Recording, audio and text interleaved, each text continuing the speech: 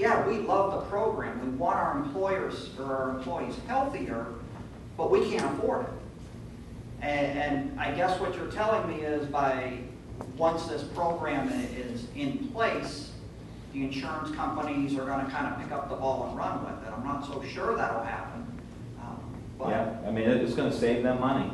I mean, you know, if you're an insurance company and, you know, there's a business person who has 100 employees and, you know, you're covering them all and you're going to, you know, they're your people. You're married to them all. You're going to pay for them one way or the other. You're not getting rid of them. There's no shaking them, you know. There's no jacking up the premium so high or making it so expensive for the business that he or she starts letting people go. There's none of that anymore because you can't do that. So now they're going to sit down with the business person, and business people are going to hire guys like you, or insurance companies are going to hire fellows like you and say, okay, what do we do to save money here? Because we're all in this together now. And I think that's important. I mean, that's a significant transformational effect that's going to happen just by having universal coverage. So I can claim you as a business partner now? You can have my chart too. Jim, thank you. David Williams. David's a repairman from Mineral Ridge, and he thinks that we need less government intervention in our healthcare system. David? The old saying, I'm from the government and I'm here to help, isn't just a joke, it's a tragedy. The parts of the medical community that are in trouble have government intervention in them now. You alluded to something a few minutes ago, that doctors who have patients who are more well are going to be rewarded. There's a law of unintended consequences that Democrats don't seem to understand.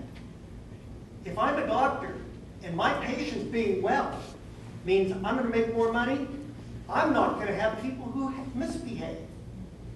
Why should I tolerate, a patient that smokes? Get rid of them. You talk about illegal aliens won't be covered. Yes, they will. They're being covered right now. Are they not going to get medical treatment? Another point you just made on too. You said that medical care is a right. No, it is not. It is a privilege.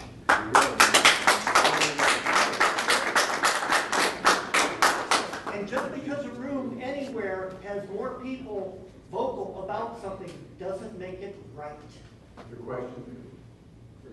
Why do you think that there's any constitutional authority for Congress to enter into this? Congress has been involved in health care for a long time, and I think there are millions and millions of senior citizens, if you say Medicare is unconstitutional, who would disagree with you. And we may have an honest disagreement here.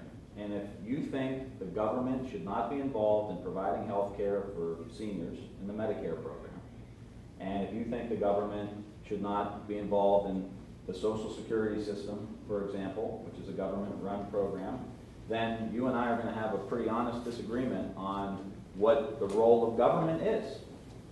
And I think that's fair. But I think that Congress does have a right to be involved in things like this, provide for the general welfare of the people. It has been promote the general welfare, not provide.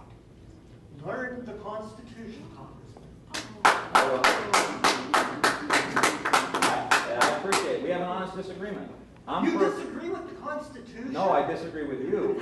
I actually disagree with you.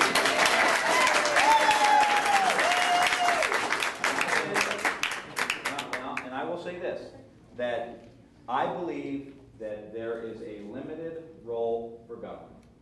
And I believe that that limited role that government has is to protect its citizens. When corporations, in this particular instance, insurance companies, are behaving in a manner that is cruel, that is inhumane, that hurts people for profit, then I think the government has a responsibility through its elected officials, through elections, to moderate that type of behavior. And that happened when we instituted a 40-hour work week. That happened when we instituted 8 hours a day That happened when we put in Social Security. That happened when we put in Medicare, so that our seniors would have some dignity towards the end of life. Now, you may not support those, which is fine. This is America. It's a great country. But I do.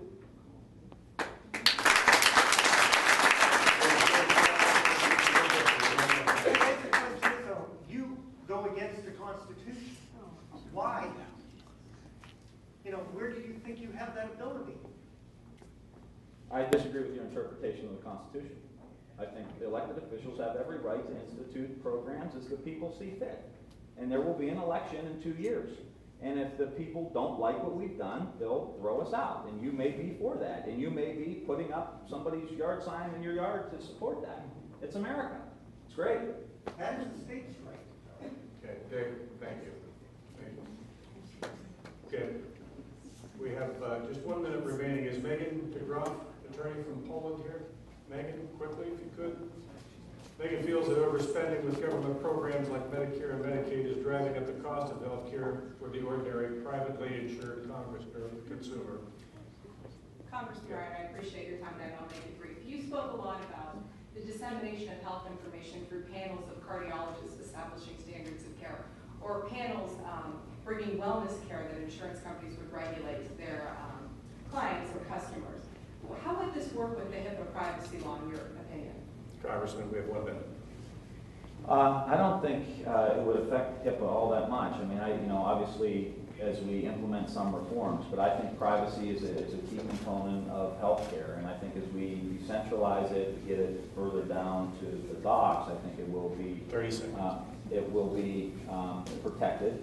And again, we have to use the technology that we have, and we're putting billions of dollars into medical technology too to protect this kind of information that I think everyone is concerned about. Congressman, thank you. Thanks to members of the audience, and thanks to the Jewish Community Center for allowing us to use their facilities tonight. And we thank you for joining us. Good night.